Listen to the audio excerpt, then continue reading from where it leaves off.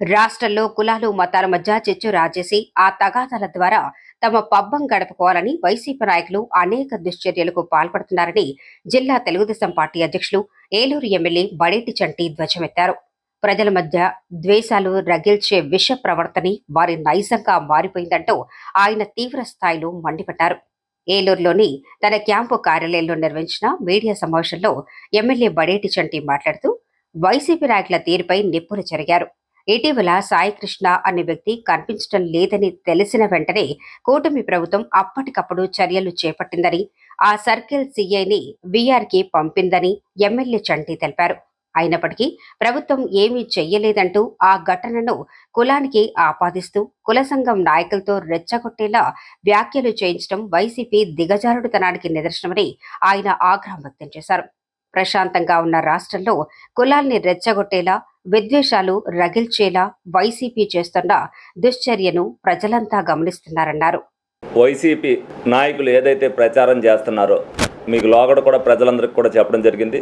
కులాల మధ్యన మతాల మధ్యన చిచ్చు పెడతానికి చూసుకుని వాళ్ళు ఏదైతే ఆ తగాదాల ద్వారా ఓట్లు సంపాదిస్తారని అనుకుంటారో, ఇక్కడ కూడా ఏదైతే సాయికృష్ణ అనే ఒక వ్యక్తి కనిపించట్లేదనే సంగతి తెలిసినప్పటికీ వాళ్ళు పోలీస్ స్టేషన్లో ఏదైతే తీసుకెళ్లారో ఇమీడియట్గా ప్రభుత్వం యాక్షన్ తీసుకుని ఆ సీఐని వీఆర్కి పంపించడం జరిగింది. దాని మీద ఎంక్వైరీ జరుగుతుంది. కానీ సాయికృష్ణ అనే పేరుని వాళ్ళు మర్చిపోయి దీన్ని కులానికి ఆస్వాదించుతూ ఒక కాపు కులస్తుడు ఏదైతే కనిపించట్లేదు, ఒక కాపు కులస్తుని చంపేశారు, వాడు బూడిదన్నా ఇవ్వండి అని చెప్పి ఏదైతే మాట్లాడుతున్నారో దీన్ని ప్రజలందరూ కూడా గమనించాలి. అసలు ఎక్కడైనా చిన్న గొడవ జరిగిందంటే ముందు ఆ గొడవలో ఆ కులాన్ని ఏంటి అనేది చూసుకుని ఆ కుల నాయకులతో మాట్లాడించడం వైసీపీ పని అయిపోయింది. ప్రతి ఒక్కరు కూడా ప్రజలందరూ కూడా దీన్ని గమనించాలి. ఏదైతే కులాల మధ్యన చిచ్చు పెడతానికి ఏదైనా ఇన్సిడెంట్ జరగచ్చు, ఏమైనా గవర్నమెంట్ దాంట్లో ఏమీ యాక్షన్ తీసుకోకుండా ఉంటే దాని గురించి మాట్లాడాలి. ఏదైనా మాట్లాడితే ఒక వ్యక్తి చనిపోయాడు, ఆ వ్యక్తి ఎందుకు చనిపోయాడు, ఆ వ్యక్తి గురించి వదిలేశారు, అసలు పేరు గురించి వదిలేశారు, వాళ్ళ కులం గురించి ప్రస్తావిస్తున్నారు.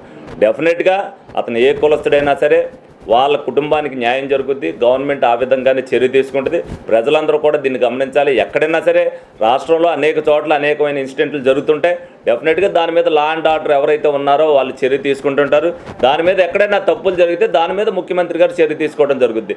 అంతేగాని పలానా కులానాడికి ఇది జరిగింది, పలానా కులానాడికి ఇది జరిగిందని చెప్పి వైసీపీ చేస్తున్న రాజకీయాన్ని ప్రజలందరూ కూడా గమనించాలి. ద్వేషాలు పడటానికి ఈ విధంగా చేస్తున్నారని ప్రతి ఒక్కరు కూడా తెలుసుకోవాలి. ఎవరైతే ఒక కులస్తుడికి ఏదైనా జరిగితే ఆ కుల సంఘాలలో అందరినీ తీసుకొచ్చి మీడియా ద్వారా ఏదైతే మాట్లాడిస్తున్నారో మేము మాట్లాడలేక కాదు, మేము కూడా అందరం కూడా మాట్లాడగలం.